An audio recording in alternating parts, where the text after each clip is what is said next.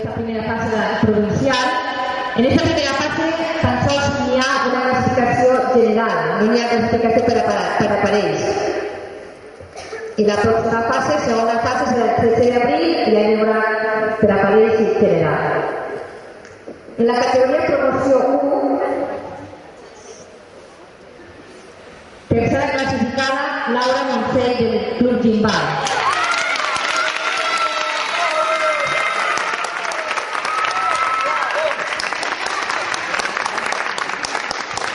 Segona classificada, Sara Botet.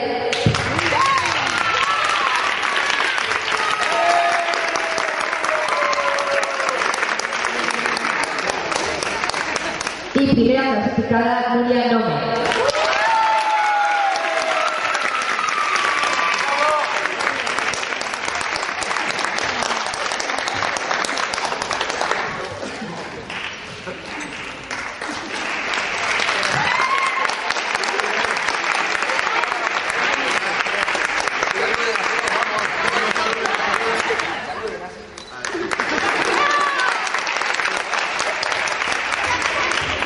En la categoría promoció 2, tercera clasificada, Lara Sánchez, de Quinta por Gandía.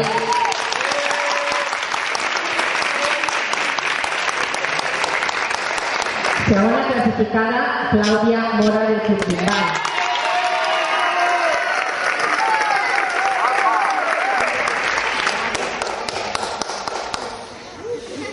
Primera clasificada, Lucía Candela del Club Gimbal.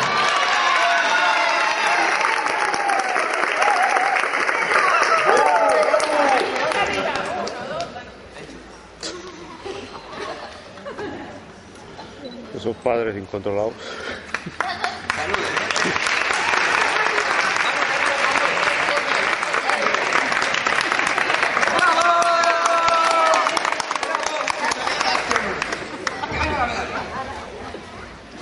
En la categoría promoción 3, tercera clasificada, Laia Bric del Club Gandía.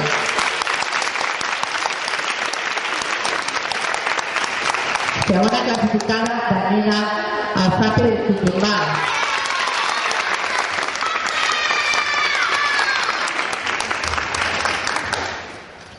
Primera clasificada, Laia Vicent del Club Gimbal.